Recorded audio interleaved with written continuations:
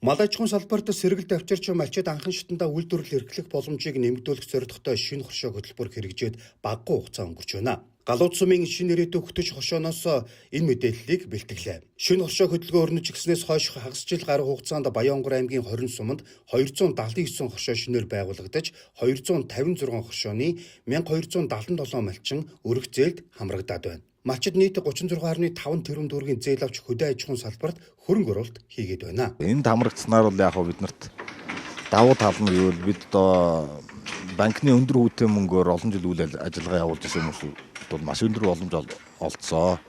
Ер нь бол хоршоонд нэгдснээр хүмүүс сэтгэл ханамж өндөр байгаа.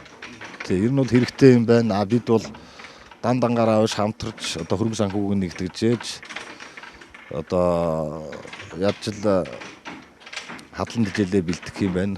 Тэ? Үлжээ хаварж байгаа тордох юм байна гэдэг дээр бол хүмүүс бас хамтарч нэгдэж байгаа. Шинэ ирээдүйг хөтөж хоршоо нь 2012 онд 52 гишүүнтэйгээр байгуулагдаж хөдөө аж ахуйн гаралтай мал мах сүү цагаан эдэг зах зээлд нийлүүлж ирсэн. Хоршоо нь өмнө нь банкны өндөр хүүтэй зээл авч үйл ажиллагаа тасралтгүй явуулж ирсэн ариун төвхтэй. Өнгөрсөн хугацаанд зээлийн хүүгийн дарамт нь үйл ажиллагаагаа тэлэх орлогоо нэмэгдүүлэхэд томоохон саад болж байжээ. Тэгвэл шинэ хоршоо хөдөлгөөний хүрээндээ олгогдож байгаа зээл нь эдийн засгийн дарамт бус харин үйл ажиллагааны цар хүрээгээ тэлэх, ашиг орлогоо нэмэгдүүлэх том боломж боллоо гэж тэд үзэж байна. Боломж бүрдэд тус хоршоо 24 үнэний ферм шинээр байгуулжээ.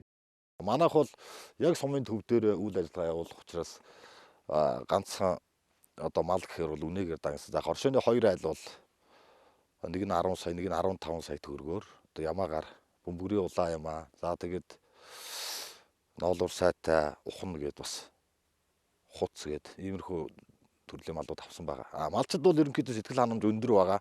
Цаашдаа бол бас ажлын байр нэмэгдүүлэх зорилгоор нэгдэж хамтарч үйлдвэр үйлчилгээ жижиг дунд одоо тийм юм руу чиглэх нь л доо бас давуу талтай юм уу гэж бодож байгаа. Өмнө хоршооны манай хоршооны болоод бүх малчт маань өндөр хүүтэй зээлээр жилийн 1.4-өөс 8% сарын хүүтэй зээлтэй байсан бол одоо энэ 0.5% хүүтэй зээл өргөж өгөх нь дамжгүй. Түүнчлэн хоршооны болон нутгийн малчдын мал мах төг үйдийг өндөр үнээр худалдан авч нэг дор хадгалахын тулд хоршооны өмчөд нэг га газар авч хашаалан 200 м квадрат талбай бүхий хөргүүртэй махны зорьтой болжээ. Авсан зээлийг бодит ажил хэрэг болгон сум орон нутгтаа ажлын байр бий болгож байгаа нь бусад хоршоологчдод сайн туршлага болон харагдаж байгаамаа.